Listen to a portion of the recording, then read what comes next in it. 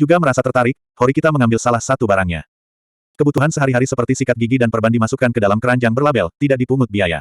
Tempat itu juga memiliki kata-kata, 3 item per bulan, tertulis di atasnya, dan jelas bahwa ini berbeda dari barang lainnya. Aku ingin tahu apakah ini adalah bantuan darurat bagi mereka yang telah menghabiskan semua poin mereka. Betapa sekolah yang sangat lembek. Aku bertanya-tanya apakah mereka hanya cermat dengan jenis layanan ini, meskipun... Hei, tunggu sebentar saja. Aku sedang mencarinya sekarang. Mengganggu latar belakang musik yang damai adalah suara nyaring dari tengah toko. Cepatlah, semua orang sedang menunggu. Oh, sungguh. Beritahu mereka untuk komplain langsung kepadaku. Kedengarannya seperti ada masalah. 2 anak laki-laki saling melotot saat mereka mulai bertengkar. Yang satu dengan wajah yang tidak puas adalah pria rambut merah yang tidak asing. Dia mencengkeram mie cangkir di salah satu tangannya. Apa yang sedang terjadi di sini? Oh, siapa kau? Maksudku untuk berbicara secara damai, tapi rambut merah menyiratkanku sebagai musuh lain dan menatapku dengan tatapan tajam. Aku Ayano Kouji dari kelas yang sama, aku angkat bicara karena aku pikir ada masalah di sini. Setelah menjelaskan, rambut merah menurunkan suaranya setelah memahami situasinya. Oh, aku mengingatmu, aku lupa kartu pelajarku. Lupa hal itu adalah uang praktis mulai sekarang. Setelah melihat tangannya yang kosong, dia mulai menuju ke asrama. Dia mungkin melupakannya di sana. Sejujurnya, tidak sepenuhnya hilang, namun kartu itu dibutuhkan untuk setiap pembayaran. Jika kau tidak keberatan, aku bisa membayar itu sekarang. Akan sulit untuk kembali mendapatkannya aku tidak keberatan jika menggunakan poinku. Petik 2 titik titik titik. Itu benar, itu menyebalkan, untung kau di sini, terima kasih. Jarak ke asrama bukanlah masalah besar. Tapi pada saat dia akan kembali, jalurnya mungkin akan lama karena akan memakan waktu makan siang. Petik 2 titik titik titik. Aku Sudou. Aku berutang budi padamu. Senang bertemu denganmu, Sudou. Aku mengambil mie cangkir dari Sudou lalu berjalan ke dispenser air panas. Horikita kagum setelah melihat pertukaran singkat itu. Kau bahkan sangat baik dari pertemuan pertama, apakah kau akan menjadi pelayan yang patuh? Atau bagaimana kau mencoba berteman? Alih-alih berteman, aku hanya berusaha membantu, tidak ada yang lain. Sepertinya kau juga tidak takut pada penampilannya. Takut. Kenapa aku takut? Karena dia terlihat seperti anak nakal. Orang normal mungkin akan menjauh dari orang seperti itu. Nah, dia bahkan tidak terlihat seperti orang jahat. Juga, kau salah satu yang juga tidak takut. Hanya orang-orang yang tidak memiliki metode untuk melindungi diri dari jenis itu, jika dia terlihat kasar, aku akan mengusirnya dariku. Itu sebabnya aku tidak terlalu takut. Kapanpun Horikita mengatakan sesuatu, itu selalu sesuatu yang tidak biasa. Pertama-tama, saat dia mengatakan, mengusir, apa maksudnya? Apakah dia membawa beberapa jenis semprotan anti penganiaya? Mari selesaikan berbelanja, itu akan mengganggu siswa lain jika kita berkeliaran terlalu lama. Kami menyelesaikan belanjaan kami. Setelah memberikan kartu identitas siswa ke mesin, transaksi pun cepat selesai. Itu bahkan lebih cepat karena tidak ada perubahan kecil yang terlibat. Ini benar-benar berguna sebagai uang. Tanda terima menunjukkan harga masing-masing barang dan jumlah sisa poin. Pembayarannya lancar tanpa hambatan. Sambil menunggu Horikita, aku menaruh air panas ke mikap. Kupikir akan lebih sulit membuka tutupnya dan menuang air panas, tapi itu sangat mudah. Bagaimanapun, ini adalah sekolah yang benar-benar aneh. Jenis jasa apa yang dimiliki setiap siswa dengan memberi uang saku sebesar itu? Karena angkatanku memiliki sekitar 160 orang di dalamnya, dengan perhitungan sederhana, sekolah menengah harus memiliki total sekitar 480 orang. Bahkan dalam sebulan sudah 48 juta yen. Dalam setahun, 560 juta. Bahkan jika didukung oleh negara ini, sepertinya masih terlalu banyak. Aku ingin tahu manfaat apa yang akan dibawa ke sekolah itu. 100.000 yen sangat banyak untuk diberikan kepada seseorang. Baiklah, sepertinya ada terlalu banyak fasilitas untuk jumlah siswa, dan sepertinya tidak perlu memberi siswa uang sebanyak itu. Murid-murid mungkin mengabaikan pelajaran mereka karena mereka punya banyak uang. Aku tidak yakin apakah ini adalah penghargaan kami karena telah lulus ujian. Dengan membicarakan uang, para siswa mungkin termotivasi untuk bekerja lebih keras. Tapi, tanpa syarat apapun, 100.000 yen dibagikan kepada semua orang. Ini bukanlah sesuatu yang benar-benar dapat aku katakan untuk kau lakukan, tapi mungkin lebih baik untuk menghemat uangmu. Kebiasaan buruk sulit diperbaiki. Begitu manusia terbiasa dengan kehidupan yang nyaman, sulit untuk melepaskannya. Kejutan mental pasti akan terjadi, itu pasti akan menjadi besar. Aku akan membawa itu ke hati. Aku tidak pernah bermaksud membuang uangku untuk biaya acak perbelanjaan awal, tapi dia membuat poin yang sah. Setelah menyelesaikan transaksi, Sudou sedang menunggu di depan toko serba ada. Melihatku keluar, Sudou mengayunkan tangannya ke arahku. Ketika aku juga melambai untuk mengembalikan perasaannya, aku merasa sedikit malu namun bahagia pada saat bersamaan. Petik 2 titik titik titik. Apa kau benar-benar mencoba makan di sini? Tentu saja, ini sudah biasa, kemana lagi aku akan makan? Ketika Sudou menjawab seperti itu, aku terkejut dan Horikita mendesah. Aku akan pulang ke rumah. Rasanya martabatku perlahan menurun di sini. Martabat apa yang kau bicarakan? Kau hanya seorang siswa sekolah menengah biasa. Atau apakah kau semacam Ojo sama? Meski begitu, Marco membentaknya, Horikita bahkan tidak memelototinya. Merasa jengkel, Sudou meletakkan mie cangkirnya dan berdiri. Ah, dengarkan orang saat mereka berbicara. Hei, ada apa dengan dia? Tiba-tiba marah. Horikita terus mengabaikan Sudou dan berbicara denganku. Setelah terdesak, Sudou berteriak marah. Kemarilah, aku akan menghajarmu. Aku akan mengakui sikap Horikita itu buruk, tapi tingkah lakumu juga tidak baik.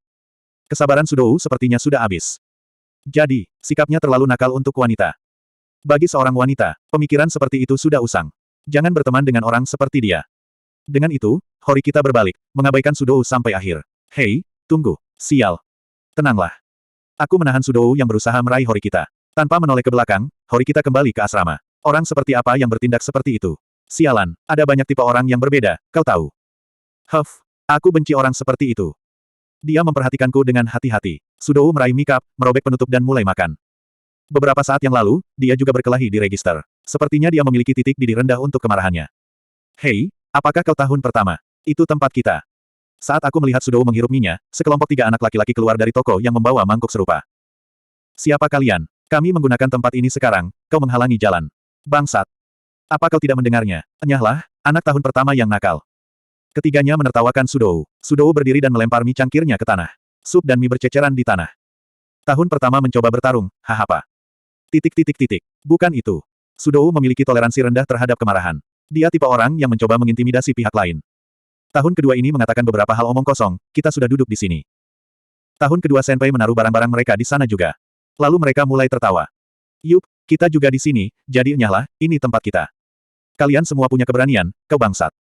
Sudou tidak goyah dari perbedaan jumlahnya. Sepertinya perkelahian akan segera dimulai kapanpun. Tentu saja, aku tidak memperhitungkan diriku dalam angka-angka itu. Wow, sangat menakutkan, kelas apa yang kalian dapatkan? Oh tunggu, lupakan, biar ku tebak. Kau di kelas D kan? Terus. Setelah Sudou mengatakan itu, semua senior saling pandang, dan tertawa pada saat bersamaan. Apakah kau mendengar? Dia di kelas D, itu sangat jelas. Oh, apa maksudmu? Hah? Saat Sudou mulai memanas, anak-anak itu mundur selangkah. Karena kalian sangat menyedihkan, aku akan membiarkanmu tetap di sana hari ini. Ayo pergi. Kalian melarikan diri. Anjing itu menggonggong. Bagaimanapun, kalian pasti akan segera menghadapi neraka. Menghadapi neraka. Mereka jelas terlihat tenang dan sabar. Aku bertanya-tanya apa yang mereka maksud dengan menghadapi neraka. Kupikir sekolah ini untuk orang-orang Obo-chan atau Ojo sama, tapi ada beberapa orang seperti Sudou atau kelompok 3 tadi. Sialan, jika itu adalah anak perempuan atau tahun kedua yang menyenangkan, itu pasti akan baik-baik saja, tapi kita punya banyak orang bodoh. Sudou memasukkan tangannya ke dalam saku dan kembali tanpa membersihkan mie. Aku melihat keluar toko. 2 kamera pengintai telah ditempatkan di sana. Mungkin akan ada masalah nanti, Dengan enggan, aku mengulurkan tangan dan mulai membersihkan kekacauan itu. Begitu tahun kedua tahu bahwa Sudou adalah kelas D, pendapat mereka langsung berubah. Meski aku merasa cemas akan hal itu, tidak mungkin aku mengerti kenapa. Sekitar jam 1 siang.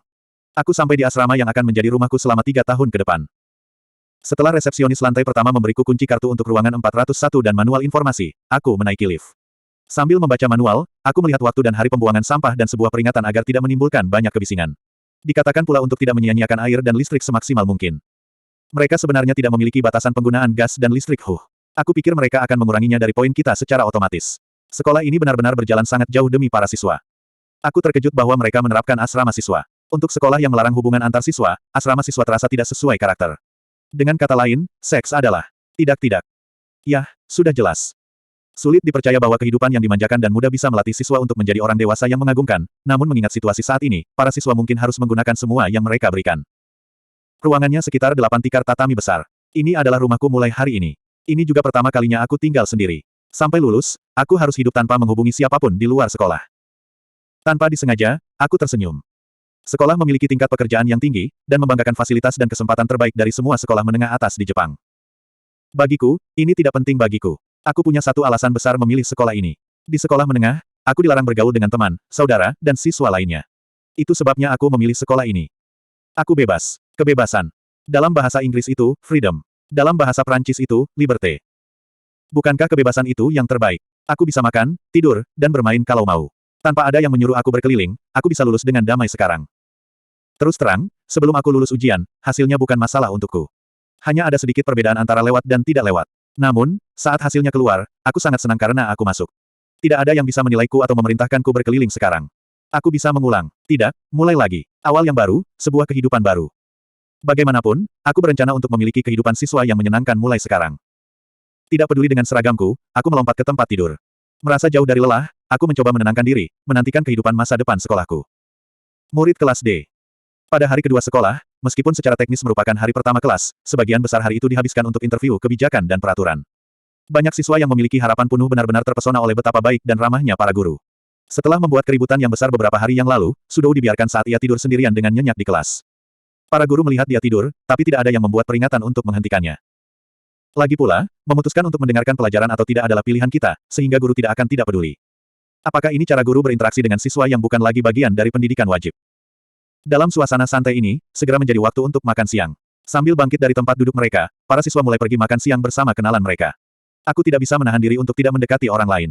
Sayangnya, aku tidak bisa berteman dekat dengan teman sekelasku. Menyedihkan.